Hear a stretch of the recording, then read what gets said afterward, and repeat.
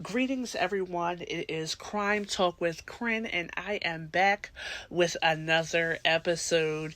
We are at episode 9. I know it's been a while. I have been super busy, but I'm back. I wanted to pop in today. I have so much stuff that I want to talk about regarding Brian Koberger and the Idaho 4 case. And we're going to get to that at some point this week because I have so much that I want to talk about. But before I get into that, I just want to pop in really quickly. I do not have a whole lot of time. I know usually I say I won't be long and then I'm long. I do not have a whole lot of time, but I wanted to pop in today because I heard the horrible, tragic story about, I don't know if it's Mica Miller. It is awful. It is tragic. It's just, unfortunate all the way around. You know, I feel bad for her family. I know she had a bunch of sisters, and it's sad. It is sad. And it seems like she's had a hard way to go. You know, depending on your perspective and who you ask. But again, I don't have a whole lot of time, but I did want to pop in and just discuss this because I see that there's a lot of chatter going on. It seems like everybody is, blaming the pastor husband. I don't know what to think. Excuse me, I'm going to be honest. I don't know what to think. When I first saw the clip on Instagram of like the piece of sermon and, how he had opted out of the altar call and gave this announcement, everything about it was weird. It was like, well, why do we need to stand up? Well, why are you telling me not to talk about it? So me, being partially defiant that way, those things kind of rub me the wrong way. A lot of people make reference to the fact that he was, making jokes and referring to himself as tall and handsome and humble and, all of those things. I don't really put too much into that because there are several reasons. Number one, he's a pastor. And, he may be able to compartmentalize in a way that other people cannot. Also, they were estranged. We don't know what their living arrangement was, but we do know that they had filed for divorce in October. So this is months ago at this point. Excuse me. So there's that. But you figure pastors can preach and eulogize their relatives at funerals all the time. So him standing before the congregation to announce the passing of his wife does not surprise me. Everybody does not break down and cry. That's not how and we've seen it time and time again. And what's even more frustrating in this situation is being honest and considering the way that we dissect cases. Even if he was crying, there would be people who picked apart whether or not his tears were sincere or not. So I don't really put too much weight on him regarding, his announcement, the fact that he, did it after, his sermon. I think it made sense. Because if you announce it at the beginning of the service, people could be, sad. They could be, they could leave. They might be distracted and miss the message of the service. So I don't blame him for that aspect of it. The way that the church service was handled that following Sunday makes sense to me personally. So what I do find to be suspicious, what I do find to be a little alarming, is the fact that the woman who is allegedly his girlfriend, or the woman that he's been seen with, they say her husband died back in, I think it's 2021, and that cause of death seemed to be suspicious. So I know I jumped ahead a great deal, but just follow with me, because I am I saw the post on Instagram a few days ago. I just started getting into the case last night. I saw a post this morning saying that he was attempting to flee the country. I don't know if that's true or not. I don't know if the police told him to stay put or not. So it would only seem suspicious to me if the police told him stay put and now he's trying to run. But during the church service, he said, hey, I'm going to be gone for a while. So I don't know if it's going to be days, weeks, I don't know. But I'm out of here. So it shouldn't be a surprise that he was leaving to go somewhere, because understandably, he knew what was coming. The Mica, Mica, again, I'm sorry, I've heard it pronounced both ways, but I saw a post where she had, done a video, and she was saying that she has to keep her circle small, and that she had been going through it for days, weeks, months, and years. And so it seems like the deterioration of their marriage was known. I saw that there was a woman who was reaching out to her a few years ago, warning her about the pastor husband, and, she had reached back and said, hey, it all makes sense now, and thank you for trying to help. So it seems like whatever was going on between them was at least known by some people outside of just that household. So I don't, like I said, I don't know either way. But when I saw that video of her saying thank you to people and explaining that she has to keep her circle small, to me, it seemed like a bye. But that's just to me. I feel like if what she said in that video were written down, people would consider that to be a note, right? They would have considered that to be a self-deletion note. So I think because it was in a video, and people want it to be the pastor husband. So that's just my take on it. When I first heard that video, I got like a sinking feeling that this is her goodbye. When she was talking about what she had hoped for the future, it did not sound to me as though she saw herself in that future. But this is just what she would hope would happen. That's just my take on it.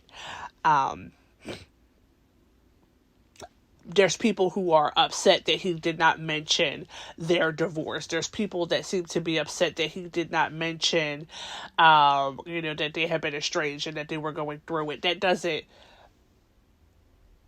seem odd to me, because this being in this era of social media and, seeing celebrities day to day, people have gotten this idea that everybody's business is everybody's business. And so I do not believe that. I do not believe that they had to say that they were having problems. But also with the girlfriend, everybody's like, oh, he's been running around with this girl. The divorce was filed in October. Okay, so that was 6 months ago. The divorce is filed in October, 7 months ago. And we don't know how long things were rocky prior to. the divorce being filed in October. It looks like it was canceled or thrown out or something in February. And so one thing that I don't like about these true crime stories is, and honestly, this is, something that I say in my own personal life, when people exaggerate stories, you can leave bad enough alone. So for the people that are saying she just filed for divorce, no. There was a support order put into place because it seems as though they were living apart. And so it was like, even though we're not divorced and we're not together, you still need to, run me some coins, basically, to help support his wife. But there was also a restraining order put into place. We don't know why. There's a lot of talk about abuse and DV and things like that. I do not doubt it. I don't doubt it. Like I said, I don't know if the husband had anything to do with it or not, but he does seem to be, full of himself. He does seem to be arrogant. I could see him, having this, maybe God complex, being a pastor. I heard that there was something about DV charges against his first wife. There's a lot. So do I think that he is, Reverend Mr. Rogers? No, I don't. But that also doesn't mean that he's responsible for what happened. The girlfriend's husband dying a few years ago, under very strange circumstances. Him being the person to, preach at the funeral. It seems in poor taste. It seems very yucky. But if this woman that he's being seen with is a member of the church, which I'm assuming that she is, since he did the funeral, there's oftentimes that you hear that the women of the congregation are, throwing themselves at the pastor, and it seems to be almost that some of them worship the pastor as if he were Jesus himself. And so you see it all the time. That does not surprise me. It's kind of icky to me, but it doesn't surprise me. Very much in poor taste, as far as I'm concerned. A lot of people are referencing the fact that Mica is religious, and they're saying that that is a reason why they do not believe that she would self-delete.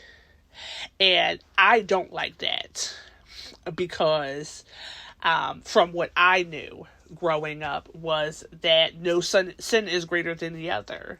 And if Mica was in the process of, trying to get divorced from this man, then why is getting divorced different than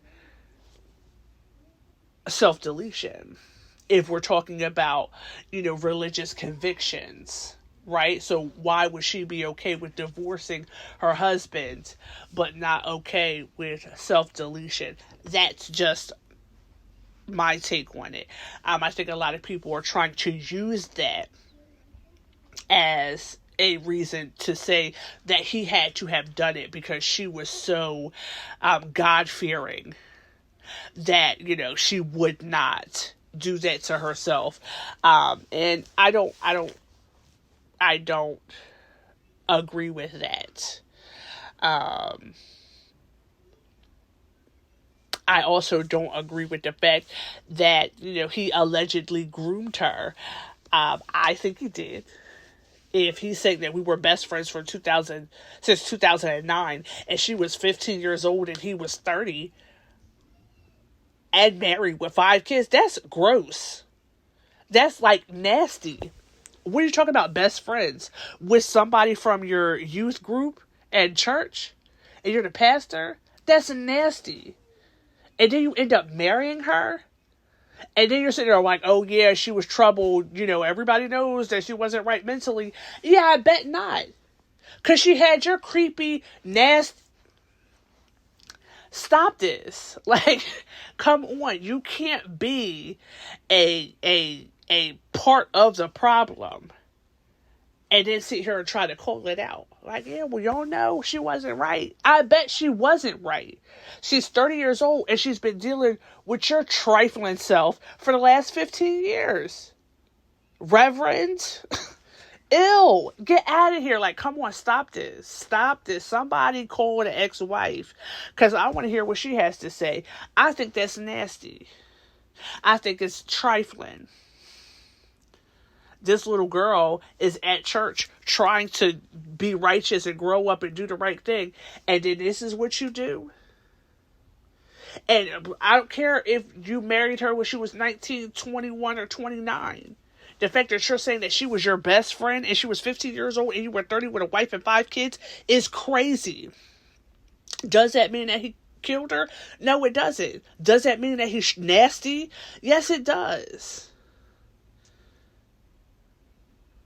Now you're allegedly dating or at least being seen publicly with this woman whose husband died a few years ago, and you did their funeral. But you want to talk about being righteous? You want to talk about the good deeds that you did for people and how those people coming under you or accepting Christ under you is going to benefit their family for 300 years. And this is how you carry yourself?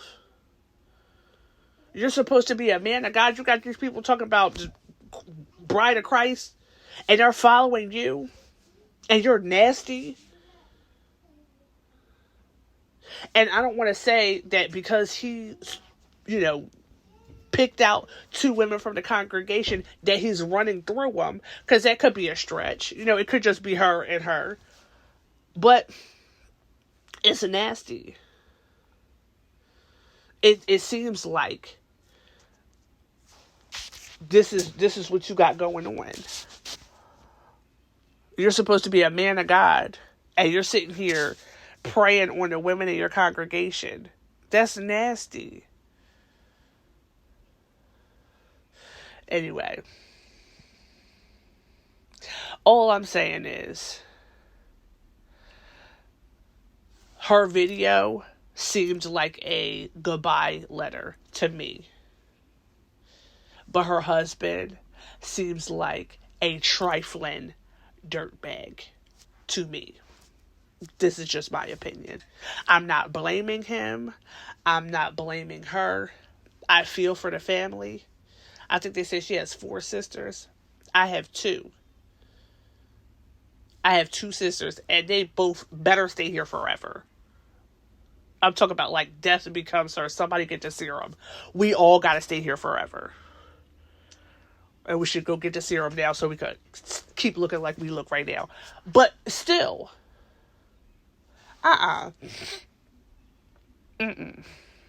We better turn into vampires or something. I'm not trying to make light. I'm just saying that.